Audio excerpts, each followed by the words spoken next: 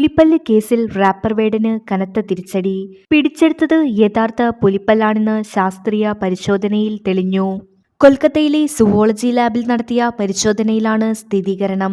കേസിൽ വനം വകുപ്പ് ഉടൻ കുറ്റപത്രം സമർപ്പിക്കും. നിയമവിരുദ്ധമായി പുലിപ്പല്ല് കൈവശം വെച്ചതിനാണ് കേസ്. 3 വർഷം വരെ തടവ് ശിക്ഷ ലഭിക്കാവുന്ന വകുപ്പുണ്ട്. കഴിഞ്ഞ വർഷം ഏപ്രിലിലാണ് കഞ്ചാവ് കേസിന്റെ പരിശോധനയ്ക്കിടെ വേടന്റെ ഫ്ളാറ്റിൽ നിന്ന് പുലിപ്പല്ല് കണ്ടെത്തിയത്. വനം വകുപ്പ് അറസ്റ്റ് ചെയ്ത വേടന് കോടതി ജാമ്യം അനുവദിച്ചിരുന്നു. വന്യമൃഗങ്ങളുടെ നഖങ്ങൾ, പല്ലുകൾ തുടങ്ങിയ ശരീരഭാഗങ്ങൾ കൈവശം വയ്ക്കുന്നത് നിയമവിരുദ്ധമാണ്. പുലിപ്പല്ല് പെൻഡന്റ് ഒരു ആരാധകൻ തനിക്ക് നൽകിയതാണെന്നാണ് വേടൻ പറഞ്ഞത്. പ്രാഥമിക പരിശോധനയിൽ പുള്ളിപ്പുലിയുടെ പല്ല് തന്നെയെന്ന് വനം വകുപ്പ് അറിയിച്ചു. തൃശൂർ സ്വദേശിയായ വേടനെയും മറ്റ് 8 പേരെയും കഴിഞ്ഞ വർഷം വൈറ്റിലയ്ക്കടുത്തുള്ള വാടക അപ്പാർട്ട്മെന്റിൽ നടത്തിയ മയക്കുമരുന്ന് റെയ്ഡിനിടെ അറസ്റ്റ് ചെയ്തിരുന്നു. അറസ്റ്റിലായവർ കലാകാരന്മാരും ഉദ്യോഗസ്ഥരും ഉൾപ്പെടെയുള്ള വേടന്റെ ബാൻഡിന്റെ ഭാഗമാണെന്നാണ് അന്ന് പോലീസ് സ്ഥിരീകരിച്ചത്.